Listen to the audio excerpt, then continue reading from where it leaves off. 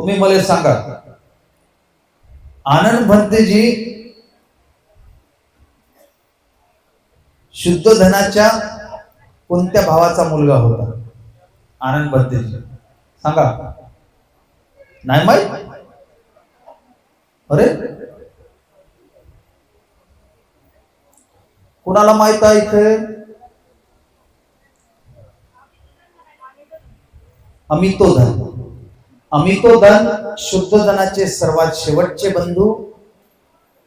आणि ज्यावेळेस यांचा जन्म झाला, अमितोधन चा मुलगा जर कोणी असेल तर आनंद भंतेजी. आनंद भंतेजींचा ज्यावेळेस जन्म झाला त्यावेळेस संपूर्ण कपिलवस्तूमध्ये आनंदाची लाट सुरू झाली.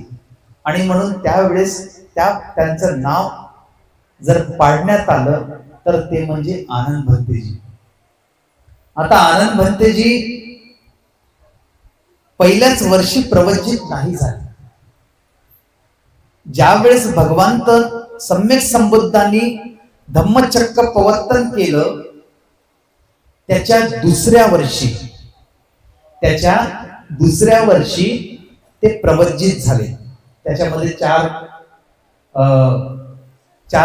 चार जण होते. देवदत्त सुद्धा त्याच दिवशी होता, हिजबील होता, अनिरुद्ध होता. असे 4 जण त्यावेळेस बुद्धाच्या कालखंडात बुद्धांकडे प्रवचित होण्यासाठी हे 4 लोक आले. त्यामध्ये आनंद भंते होते. आणि आनंद भंतेजींनी एक मत्तानी पुत्त नावाचे एक भंतेजी होते बुद्धाच्या कालखंडात. त्यांची धम्मदेशना प्रथमतः ऐकली. मत्तानी पुत्त नावाचे एक भंतेजी होते, त्यांची एक धम्मदेशना ते बरोबर ऐकली. आणि ते ऐकल्याबरोबर पहिल्यांदा शोतापत्ती फळाला प्राप्त झाले. बुद्धाची धम्मदेशना ऐकून नाही, ते फक्त एक मत्तानी पुत्त नावाचे जे भंतेजी होते त्यांची धम्मदेशना ऐकली. आणि ज्यावेळेस ती धम्मदेशना ऐकली त्यावेळेस ते पहिल्यांदा शोतापत्ती फळाला प्राप्त झाले. आणि ज्यावेळेस ते शोतापत्ती फळाला प्राप्त झाले, हळूहळू ते बुद्धांच्या सहवासात येणं सुरू झाले. आता आनंद भंतेजीचं कसं होतं, पहिल्यांदा आनंद भंतेजी पहिले काही बुद्धाचे सेवक नव्हते. आता सेवकही कधी बनले की भगवंताच्या वयाच्या 55व्या वर्षी. कितव्या वर्षी? 55व्या वर्षी. आनंद भंतेजी काय एकदम प्रवचित झाले न झाले बुद्धाचे सेवक बनले असे नाही. वयाच्या 55व्या वर्षी जेव्हा भगवंताची वय 55 होती तेव्हाच आनंद भंतेजी त्यांचे सेवक बनले. आता सेवकही बनत असताना बघा, सेवकही बनत असताना काही साधारण काम नव्हतं. कारण बुद्धांचं सेवक बनणं आणि बुद्धांना तसं प्रत्येक बुद्धाच्या कालखंडात बुद्धांचे जे सेवा करणारे असतात ते म्हणजे 2 लोक असतात. प्रत्येक बुद्ध, तुम्ही मग कोणागमन घ्या, कश्यप बुद्ध घ्या, ककुसंद घ्या, कोणतेही बुद्ध घ्या, ते प्रत्येक बुद्धाच्या कालखंडात त्यांचे सेवक जे असतात ते 2 असतात. एक आनंद भंतेजी होते आणि दुसरं कुटिसोन नावाचे. हे कुटिसोन जे भंतेजी असतात त्यांचा खूप कमी वेळ असतो, म्हणजे खूप कमी आपल्या वाचण्यात येते, परंतु ते सुद्धा बुद्धांचे सेवक होते. कारण बुद्धाची सेवा करण्यासाठी एक जन्म नाही तर अनेक कल्पाच्या पारमितेतून आपल्याला जावं लागते, तेव्हा कुठं बुद्धांचं सेवक बनता येते. जसं आनंदाचं होतं. आनंद भंतेजी काही साधारण व्यक्ती नव्हते. कारण आनंद भंतेजी काय, आनंद भंतेजींच्या बाबतीत एखादी जर गोष्ट जर आनंद भंतेजींना जर म्हणायची आहे बुद्धांना, तर आनंद भंतेजी खूप उत्तम पद्धतीने ते बुद्धांपुढे मांडणी करत. एक तर सर्वात महत्वाचं एक की ज्या वेळेस भगवंत असेच बसून असतात आणि बसता बसता भगवान बुद्ध देशना देतात आणि देशना दिल्याबरोबर कोण बुद्धांची सेवा करेल. आता सेवा करेल असं म्हटल्याबरोबर आनंद भंतेजींच्या चित्तात उत्पन्न होते की मी बुद्धांची सेवा केली पाहिजे. आता सेवा केली पाहिजे तर मी असंच काही सेवा करणार नाही. तर आनंद भंतेजी काय म्हणतात, भगवान म्हणतात मी तुमची सेवा करायला तयार आहे म्हणतात. कोण म्हणतात, आनंद भंतेजी म्हणतात. पण भगवान मला जर तुम्ही या 8 वस्तू, या 8 जे गोष्टी आहेत, या गोष्टीची जर तुम्ही मला अनुमती दिली म्हणतात तर मी भलीभाती पद्धतीने तुमची सेवा करू शकेन. आता हा प्रश्न आनंद भंतेजीने जरी विचारला असेल पण तरी याचं उत्तर देत असताना आनंद भंतेजी म्हणतात की भगवान मला एक काही गोष्टी आहेत म्हणतात, त्या जर तुम्ही जर मला म्हटलं, होकार दिला की मी तुमची सेवा करायला कधीही कोणत्याही परिस्थितीत मी तुमच्या सोबत तयार आहे असं आनंद भंतेजी बोलतात. आणि आनंद भंतेजी म्हटल्याबरोबर बुद्ध विचारतात, अरे आनंदा कोणत्या अशा गोष्टी आहेत. तेव्हा आनंद भंतेजी म्हणतात, भगवान या कोणत्याही उपासकेंनी तुमच्यासाठी जर चिवर आणलं असेल तर ते चिवर तुम्ही मला देणार नाही. असं जर असेल तर मी तुमची सेवा करायला तयार आहे म्हणतात. असं कोण म्हणतात, आनंद भंतेजी म्हणतात की तुमच्याकडे येणारे जे कोणी उपासक उपासिका असतील ते जर चिवर बुद्धाला दान देत असतील तर ते चिवर तुम्ही अजिबात मला देता कामा नाही म्हणतात. असं जर असेल तर मी तुमची सेवा करायला तयार आहे म्हणतात. भगवान बुद्ध ऐकतात. पुन्हा भगवान बुद्ध विचारतात, पुन्हा दुसरं काय म्हणतात. तर आनंद भंते म्हणतात, भगवान तुमच्यासाठी उपासक आणि उपासकेंनी जे काही भोजन आणलं असेल तर ते भोजन तुम्ही मला अजिबात द्यायचं नाही म्हणतात. ते जर भोजन मला जर देत नसाल तर मी सेवा करायला तयार आहे. आनंद भंतेजी बुद्ध पुन्हा ऐकतात. पुन्हा बुद्ध म्हणतात, पुन्हा काय. भगवान म्हणतात, ज्या ठिकाणी ज्या मूलगंध कुटीमध्ये तुम्ही राहता त्या ठिकाणी मी अजिबात आराम करणार नाही म्हणतात. मी थोडस दूर राहून आराम करेल म्हणतात. मी ज्या कुटीमध्ये तुम्ही राहणार आहात तिथे मी अजिबात राहून आराम करणार नाही म्हणतात. जर तुम्ही मला अनुमती देत असाल की मी तुमच्या सोबत राहणार नाही, त्या मूलगंध कुटीच्या बाहेर राहील, आराम करेल, पण तुमच्या सोबत आराम करणार नाही, याची जर मला अनुमती देत असाल भगवान म्हणतात तर मी सेवा करायला तयार आहे. पुन्हा आनंद भंतेजी म्हणतात, पुन्हा काय म्हणतात. पुन्हा म्हणतात, भगवान म्हणतात तुमच्याकडे येणारे जे कोणी उपासक उपासिका असतील ना म्हणतात,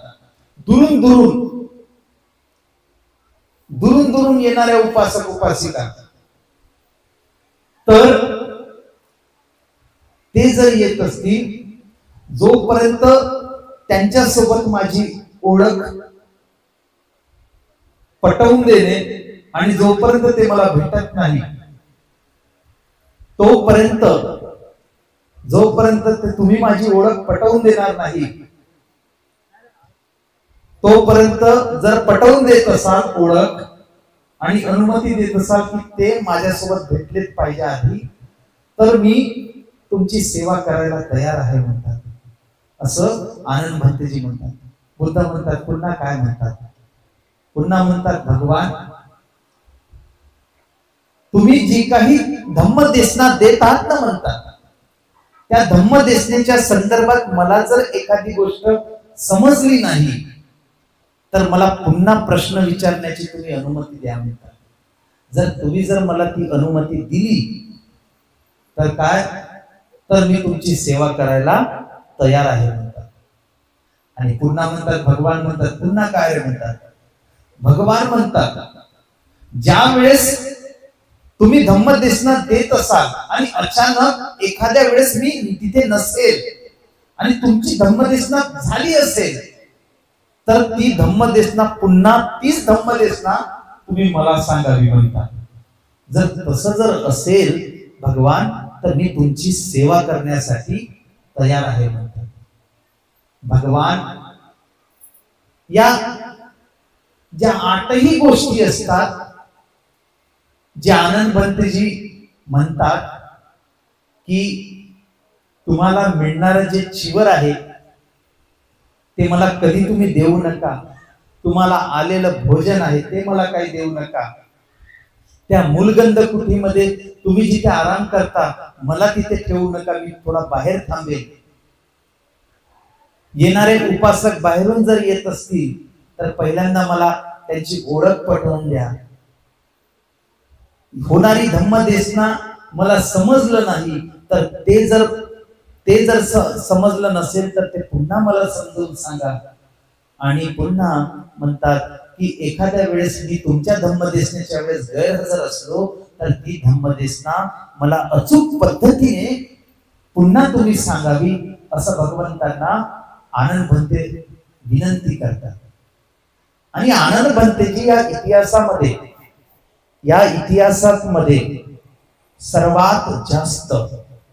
सर्वात बुद्ध धम्माच्या म्हणजे बुद्धांच्या संदर्भात बुद्धांच्या प्रत्येक धम्मदेशनेमध्ये प्रश्न विचारणारे जर कोणी असतील तर ते म्हणजे आनंद भंतेजी. श्रोतापन्न होते, श्रोतापन्न फळ प्राप्त करणारे आनंद भंतेजी. एकदा प्रश्न विचारला एका उपासिकेने मला, बहुतेक मी आंबोड्याला होतो त्यावेळेस एक दायिकेने मला प्रश्न विचारला. ती दायिका म्हणतात की भंतेजी, एखादी बुद्धांची सेवा करणारे हे व्यक्ती अरत नाही राहू शकत का? अरत व्यक्ती बुद्धाची सेवा करू शकत नाही का? आणि दुसरा त्याच्यातच काउंटर क्वेश्चन केला की कोणत्याही निर्वाण अवस्थेला प्राप्त करणारा असेल तरी चालेल का? मी त्यांचं उत्तर देत असताना सांगतो, एक तर पहिला भाग, ज्यांना बुद्धाच्या कालखंडात बुद्धाचं सेवक म्हणून राहायचं आहे तर त्यांना तर सर्वप्रथम 1,00,000 कल्पाची पारमिता परिपूर्ण करावी लागते. म्हणजे पद्मोत्तर बुद्धाच्या कालखंडापासून त्यांना तो संकल्प करत आनंद भंतेजी आले की मी एका तरी जीवनामध्ये बुद्धाची सेवा करेन. म्हणून त्याच व्यक्तीचा त्या पारमितेच्या आधारावर जन्म होतो. दुसरं, एखादी अरत व्यक्ती असेल, अरत व्यक्ती कधीच बुद्धाची सेवा करत नाही. अरत आणि बुद्ध, अरताला शावक बुद्ध सुद्धा म्हणतो आपण. अरत व्यक्तीने जर निर्वाणाचा साक्षात्कारच केला आहे, मग अरत व्यक्ती अरताची कधीच सेवा करत नाही. तर म्हणून अरत व्यक्ती कधीच बुद्धाची सेवा करत नाही. आता पुन्हा प्रश्न, श्रोतापन्न व्यक्ती करू शकतो, सकृतगामी करू शकतो, अनागामी करू शकतो, पण अरत व्यक्ती नाही करू शकत. आता तुम्ही म्हणाल भंतेजी का बरं असं? त्याच्यामध्ये पुन्हा एक पॉइंट असा आहे, एक चुल्ल श्रोतापन्न असणारा व्यक्ती जो निर्वाणाच्या अवस्थेमध्ये फक्त शिरत आहे, त्याला चुल्ल श्रोतापन्न म्हणतो, तो सुद्धा बुद्धाची सेवा करत नाही. फक्त त्याला श्रोतापन्न पाहिजे, सकृदागामी पाहिजे, अनागामी पाहिजे. आता श्रोतापन्न म्हणजे काय? जो व्यक्ती श्रोत मध्ये पडलेला आहे. म्हणजे काय आहे? श्रोतापन्न व्यक्ती कोण होत असतो? ज्यांना खूप जास्त आसक्ती आहे. काय आहे? आसक्ती आहे, अटॅचमेंट आहे. आता आनंदाला एका जन्मात नाही पण अनेक जन्मापासून काय होतं, आनंदाला अनेक जन्मापासून बुद्धाबद्दल आसक्ती होती, अटॅचमेंट होती. म्हणून त्यांचा जन्म जो आहे तो सुद्धा ज्यावेळेस बुद्धाचा जन्म झाला तेव्हा सुद्धा त्यांचा जन्म झाला. अटॅचमेंट, आसक्ती.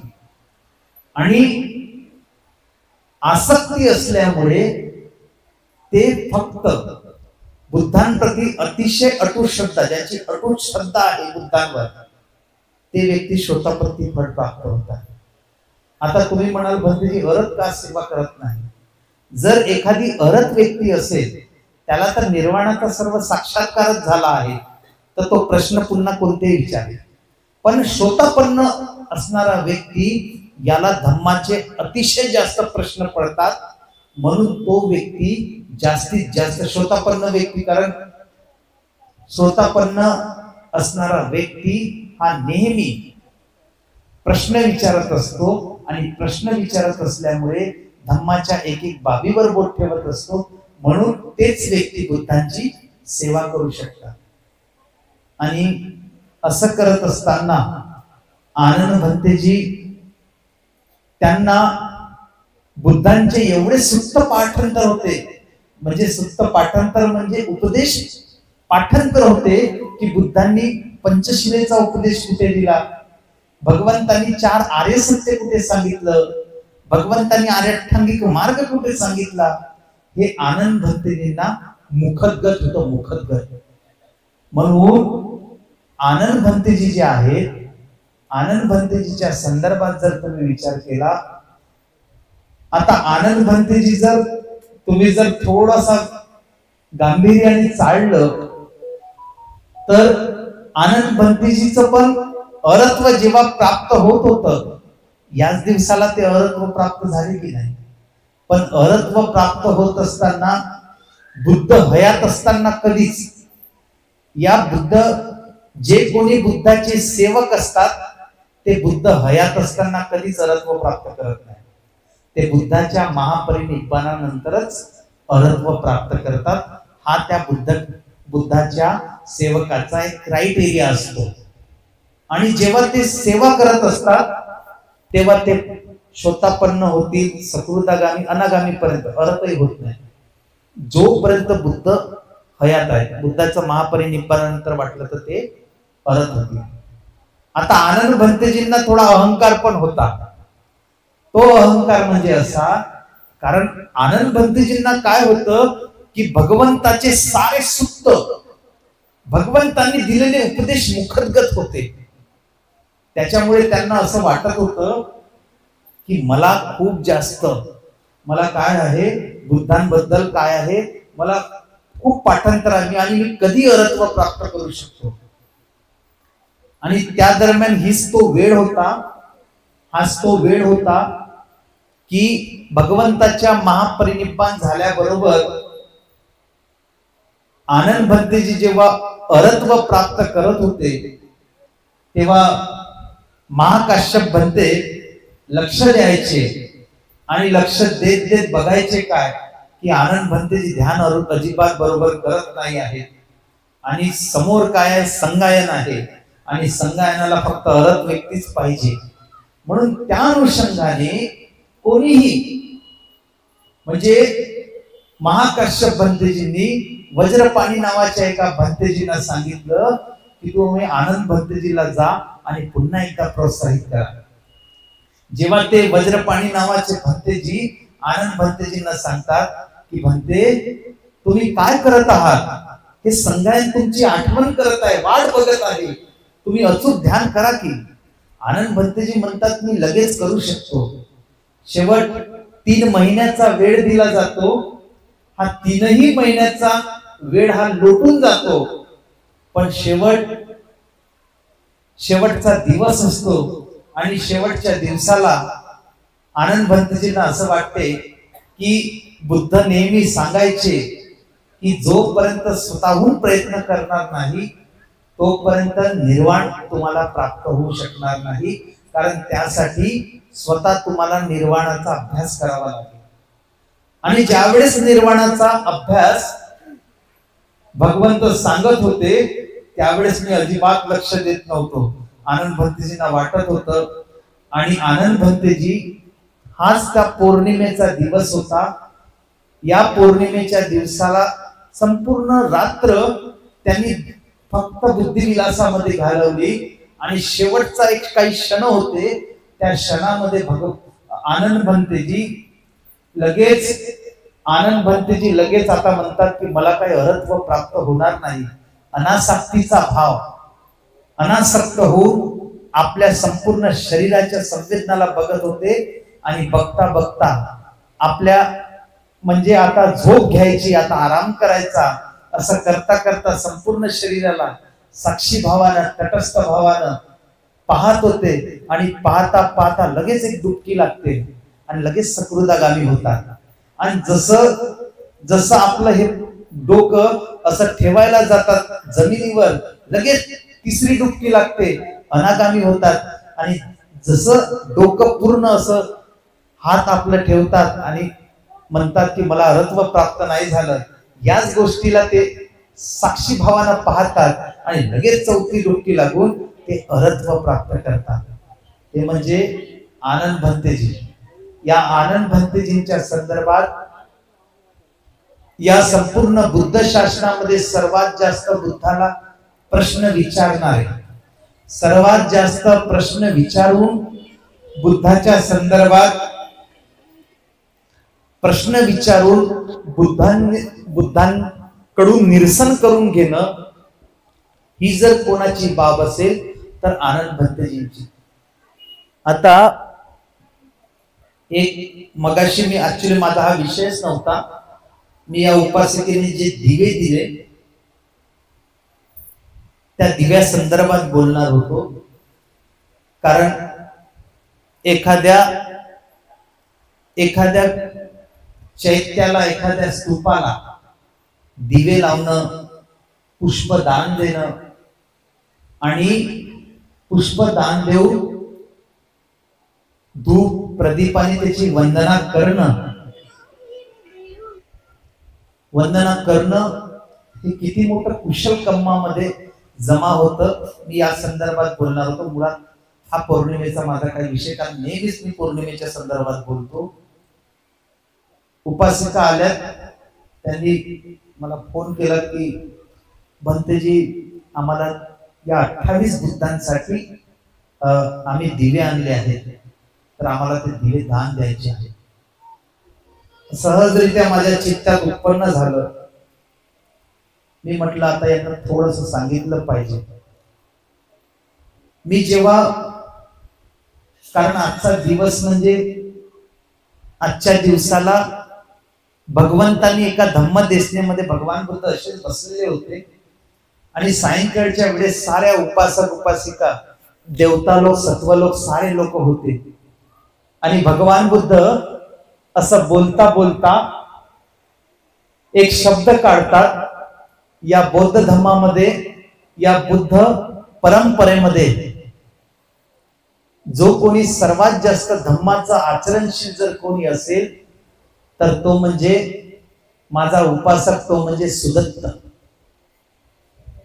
आणि त्याला आज मी जे जे काही सूक्त सांगितले, जे जे काही सूक्त सांगितले ते सारे सूक्त, त्याला 160 सूक्ताचा जो उपदेश दिला ते त्यांना मुखगत आहे. कोणाला? सुदत्ताला, म्हणजे त्याला आपण म्हणतो अनाथ पिंडिकाला. तर हे दिवे देतो बोलले, तर माझ्या चित्तात उत्पन्न आलं की दिव्याच्या संदर्भात एकदा असेच भगवान बुद्ध असतात आणि अनाथ पिंडिकांनी कौशल देशाची राजधानी, श्रावस्तीची राजधानी कौशल, आणि तिथे श्रावस्ती नगरीमध्ये अनाथ पिंडिकांनी 53 कोटी हजार रुपयांचं तो सर्वात मोठं जेतवन दान दिलं होतं. आता त्यावेळेस काय होतं, एक परंपरा होती. आता अनाथ पिंडिकाला असं वाटलं अरे या जेतवनामध्ये बुद्ध जर असले तर लोक येतात, आणि बुद्ध जर नसले तर लोकच येत नाही. पण कमीत कमी लोक इथं आलेच पाहिजे, असं मानस, असा विचार त्या अनाथपिंडिकाच्या चित्तात सुरू झाला. आणि त्या कालखंडात एकामेकांकडे लोक येण्यासाठी त्या कालखंडात मंदिराची निर्मिती झाली. मग कोणी देवी देवता वेगवेगळ्या पद्धतीला मानणारे जो प्रवर्ग होता, त्यांनी आपापल्या लोकांकडे खेचण्यासाठी असे काही मंदिरं उभारण्यात आली. तर अनाथपिंडिकालाही असं वाटलं की मीही बुद्धाचे काहीतरी असं करतो जेणेकरून लोक ह्या श्रावस्ती नगरीमध्ये, या जेतवनामध्ये लोक यायला पाहिजे, जायला पाहिजे, संकल्प करायला पाहिजे, इथून संकल्प करून इथून दुसरीकडे जायला पाहिजे, आणि लोकांचं आवागमन वाढलं पाहिजे, असा अनाथपिंडिकाच्या मनात प्रश्न उपस्थित झाला. आणि हा प्रश्न घेऊन अनाथपिंडक आनंद भंतेजीकडे गेले. आनंद भंतेजींना म्हणतात, भंते, अहो आपल्या या भूमीवर अनेकदा लोक आलेच पाहिजे, गेलेच पाहिजे, आणि ते जर आलेत तर खूप चांगलं होईल. अनेक लोक, अनेक धर्माचे लोक जेव्हा येतात, संकल्प करून जातात अनेक मंदिरामध्ये, आपण जर असं एखादी मंदिर बांधलं, दूर दूर लोक येतात, थांबतात आणि निघून जातात. भगवान बुद्ध असले तर अनेक लोक येतात, पण बुद्ध जर नसले तर लोक येत नाही. मग कसं करायचं? आपण तिथे आलंच पाहिजे.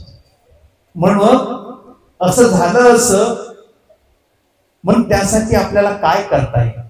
आनंद भंतेजी जातात, भगवान बुद्धाला वंदन करतात, आणि भगवान बुद्धाला जसं वंदन केलं तर भगवान बुद्धाला म्हणतात, भगवान, आपण कोणत्या कोणत्या व्यक्तीचे चैत्य बांधू शकतो, स्तूप बांधू शकतो, मला या संदर्भात आपण सांगा. तर बुद्ध म्हणतात, अरे आनंदा, एक स्तूप म्हणजे शारीरिक स्तूप, दुसरं आपण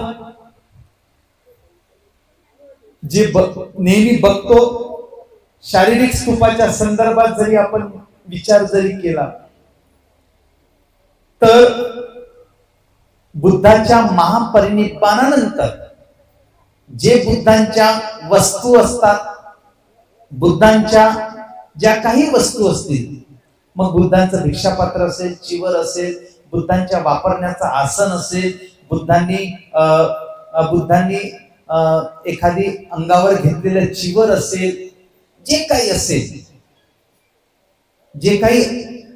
असेल ते बुद्धाच्या शारीरिक स्तूपामध्ये मोडणार अजिबात नाही. दुसरं, बुद्धाच्या महापरिनिब्बानानंतर बुद्धांचे जे काही रॅलिक्स तयार होतील, धातू तयार होतील, ते जे धातू जे असतील त्याच्यावर तुम्ही स्तूप बांधू शकता. एक पहिलं. दुसरं की आपण जे त्या कालखंडात बुद्धाच्या एखाद्या विशिष्ट शैली असेल, म्हणजे एखादी चिन्ह असतील, एखादी शिलालेख असेल, तर आपण जर त्या शिलालेखाला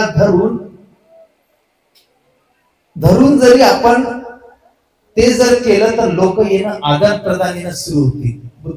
बुद्ध दुसऱ्यांदा सांगतात. तिसऱ्यांदा म्हणतात भगवान उद्बोधक बुद्ध म्हणतात की तिसरं स्तूप म्हणजे आपण असं बनवता येईल की जेणेकरून ज्या माध्यमातून बुद्धाचा जीवन काळामध्ये घडलेल्या घटना ज्या आहेत त्या घटनेला शिलालेखामध्ये आपण तयार करून तर त्याचं सुद्धा आपण केलं तरी लोक इथे येऊ शकतात, थांबू शकतात. तर बुद्ध जेव्हा अशी धम्मदेशना देत असतात, धम्मदेशना देता देता होते असं की भगवान बुद्ध आपली नजर जी आहे हे बोधिवृक्षाकडे वळवतात आणि म्हणतात हे जे स्तूप आहे, हे जे स्तूप आहे, हे स्तूप जे तुम्ही बघत आहात, हे स्तूप असं न करता बोधिवृक्षाकडे लगेच आपली बुद्ध आपली नजर वळवतात. अरे आनंदा, ज्या ठिकाणी सिद्धार्थ गौतमाने सम्यक संपूर्णाने निर्वाणाचा साक्षात्कार केला ते म्हणजे बोधिवृक्ष. त्या बोधिवृक्षाच्या ठिकाणी बुद्धांनी निर्वाण समापत्तीचा अभ्यास केला. तर त्या ठिकाणी जर आपण जर स्तूप जर बनवले, त्या झाड जर लावलं तर अनेक लोक तिथे येऊ शकतात. परिणाम असा घडतो दायकांनो की लगेच लक्षात येते आणि आनंद भंतेजी लगेच महामोग्गलन भंतेजींना सांगतात, भगवान आपल्याला ज्या ठिकाणी बुद्धगयाचं जे वृक्ष असते ते लगेच श्रावस्तीला आणण्यात येते आणि लगेच ते श्रावस्तीला आणल्यानंतर तिथे मिगार माता सोबत मिगार माता असते. मिगार माता सोबत अनाथ पिंडक असतो आणि राजा प्रसेनजित असतात आणि ते तिथे झाड लावत असतात आणि लावल्याबरोबर एक स्तूपाचा दर्जा तिथे दिला जातो. आणि स्तूप ज्यावेळेस स्तूपाला एक दर्जा यासाठी दिला जातो की बुद्ध तिथे रात्रभर ध्यान करतात आणि तिथे धर्मतरंग होतात आणि त्यावेळेस भगवान बुद्ध त्या झाडाखाली निर्वाण समापत्तीचा अभ्यास करतात. तर बुद्ध म्हणतात की मी नसताना, मी जर नसलो तरी सुद्धा तुम्ही इथे जर येऊन ध्यान केलं, निर्वाण समापत्तीचा अभ्यास जरी केला तरी तुम्ही निर्वाणाचा साक्षात्कार करू शकता. म्हणून आज काही उपासकेंनी जे काही दिवे लावलेले आहेत ते खऱ्या अर्थाने बुद्धाच्या कालखंडात जेव्हा जेव्हा दायक दायिका अशा स्तूपांजवळ चैत्याजवळ दिवे लावायचे तर कमीत कमी एक एक कल्पापर्यंत ते आपल्या दुर्गतीपासून वाचत होते. पण काही काही दायक दायिका, मी तर एका अट्टकथेमध्ये वाचलं होतं की एक उपासिका होत्या, त्यांच्याकडे दान द्यायला काहीच नव्हतं. ते सहजरीते जायच्या आणि दान द्यायला काही नाही, पण रोज जायचे आणि रोज जाऊन ते फक्त ना फक्त त्या स्तूपाची स्वच्छता करायचे, स्वच्छता करत राहायचे. आणि स्वच्छता करता करता रोज स्वच्छ झालं की शांत चित्ताने तो बुद्धांचं शारीरिक धातूचं स्तूप होतं, शारीरिक स्तूप होतं आणि त्या शारीरिक स्तूपाला ते वंदन करायचं.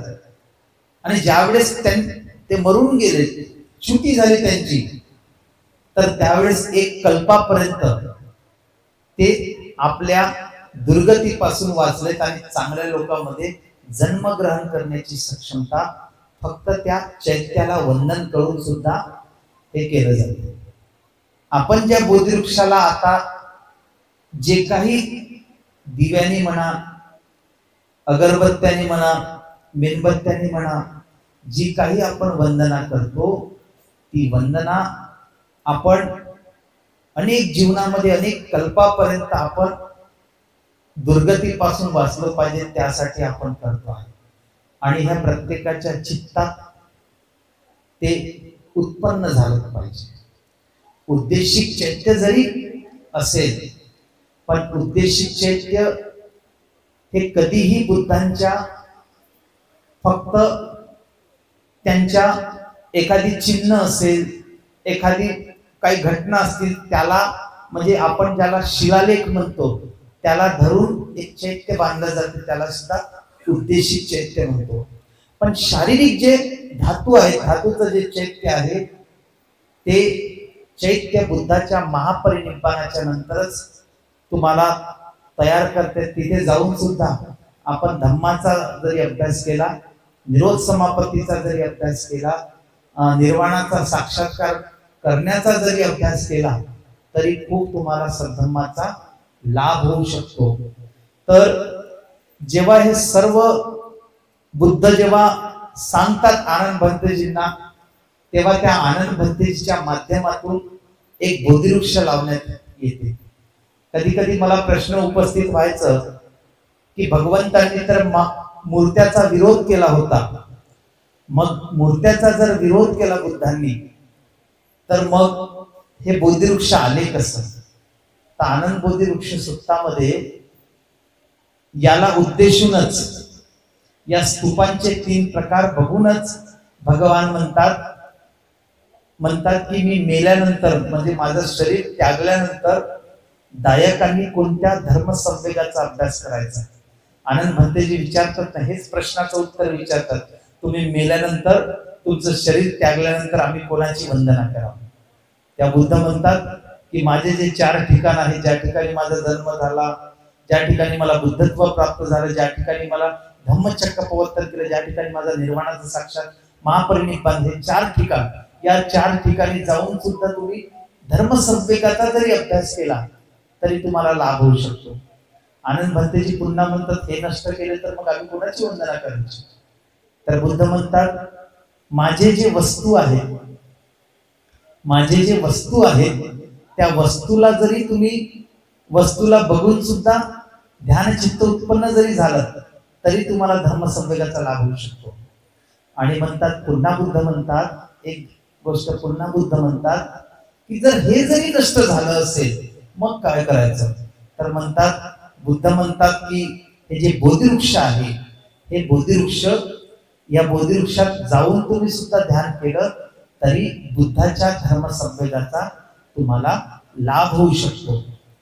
पुन्हा बुद्ध असंही म्हणतात की ठीक आहे, आनंद भंतेजी म्हणतात, हे झाड कोणी पेटवण्यात आलं किंवा नष्ट करण्यात आलं तर मग आम्ही कोणाची वंदना करायची?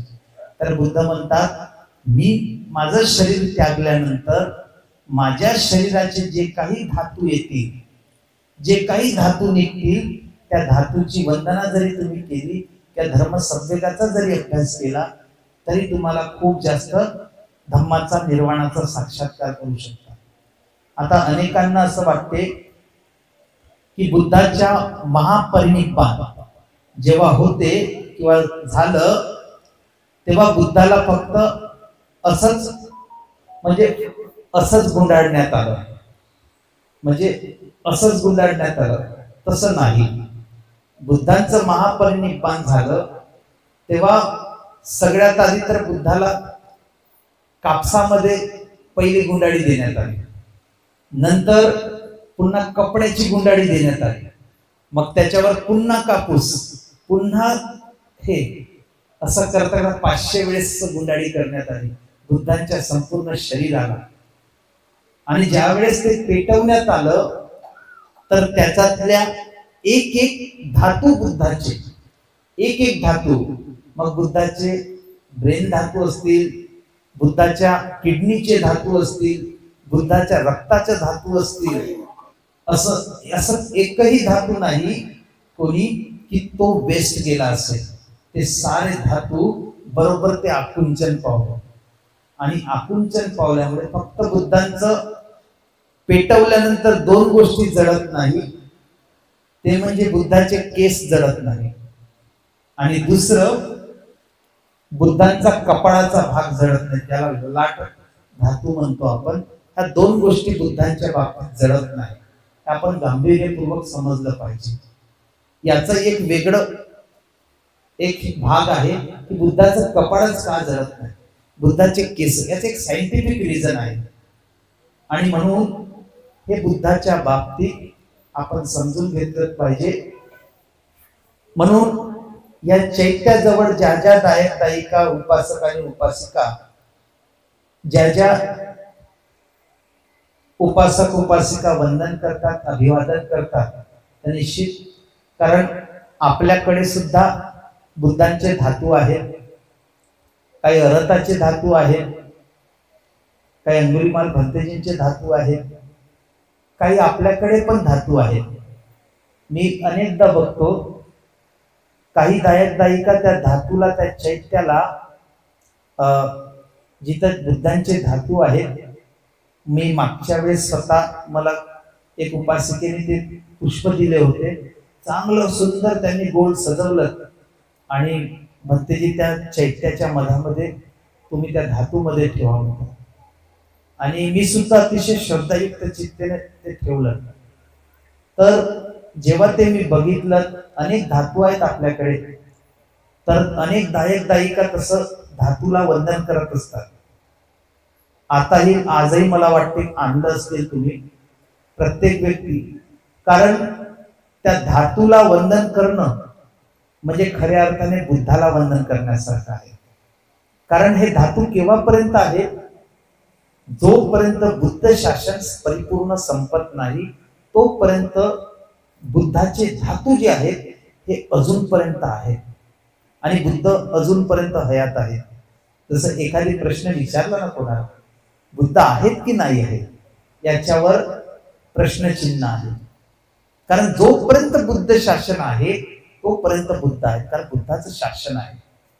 तर म्हणून या प्रसंगाच्या अनुषंगाने आपण दायक दायिका, उपासक आणि उपासिका या पौर्णिमेच्या पर्वावर आपण काही समजून घेतलं पाहिजे.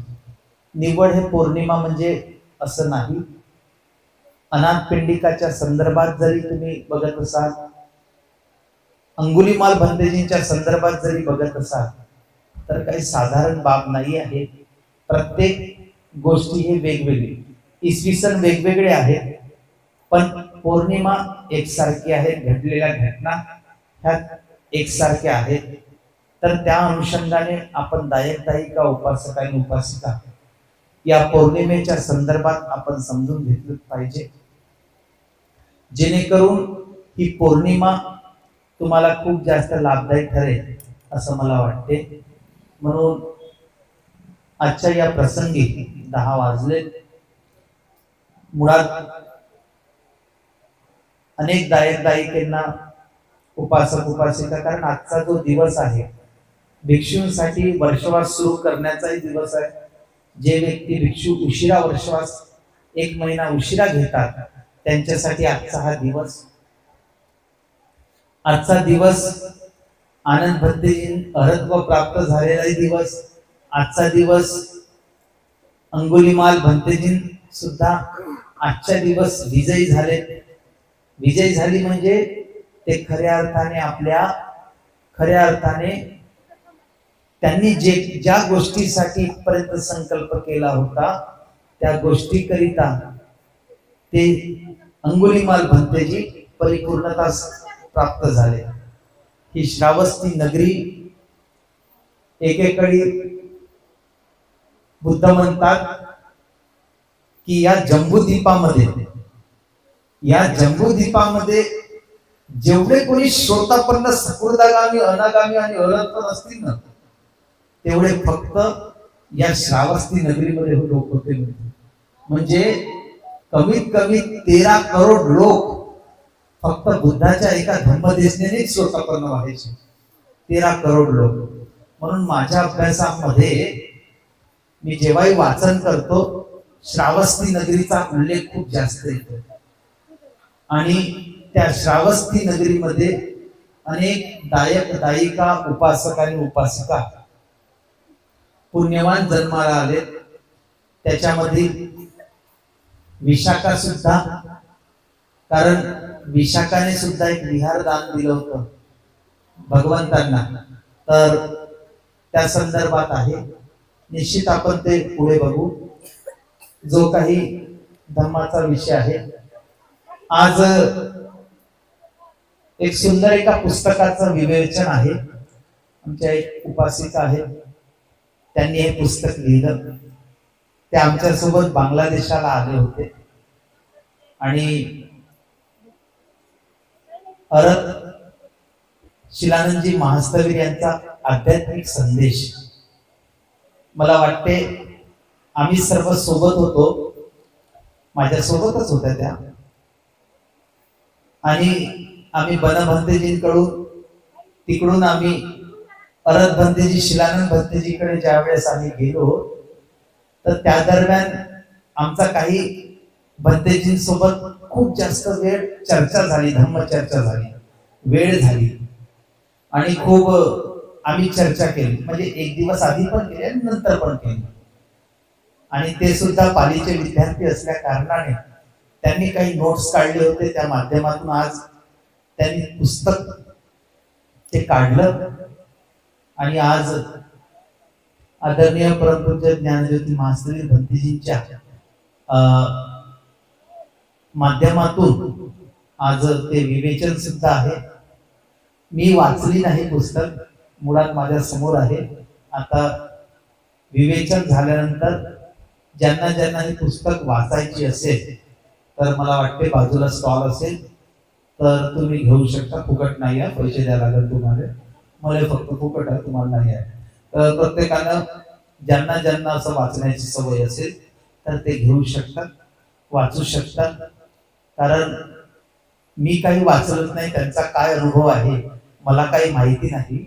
पण मी वाचल्यानंतर मला वेगळं काय समजेल मला माहिती नाही, परंतु त्यांनी जो काही अनुभव दिला तो निश्चित आपण सर्वांनी हे पुस्तक वाचावी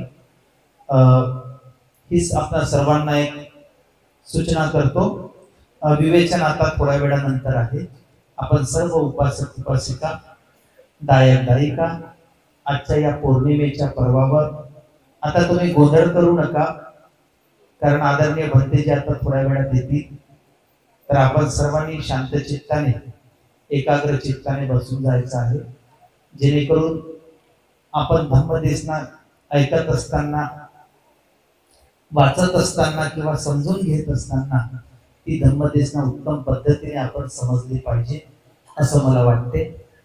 तर आपण सर्वांनी शांत चित्त एकाग्र चित्त करून आदरणीय भंतेजी थोड्या वेळात इथे येतील. आपण सर्वांनी शांत चित्त राहून आपल्या शब्दांना विराम देत असताना आपल्या भाईमंगल जीवनाची कामना करतो. सवितियो विभजन्तु सब रोगो विनशतु माते भवन अंतरायो सुखी दीर्घायुको भवेत्. अभिवादन श्रीदेश इच्छं बद्धा पचारिणो चत्वारो धम्मा वर्धन्ति आयुवन्नो सुखं वदन्ति.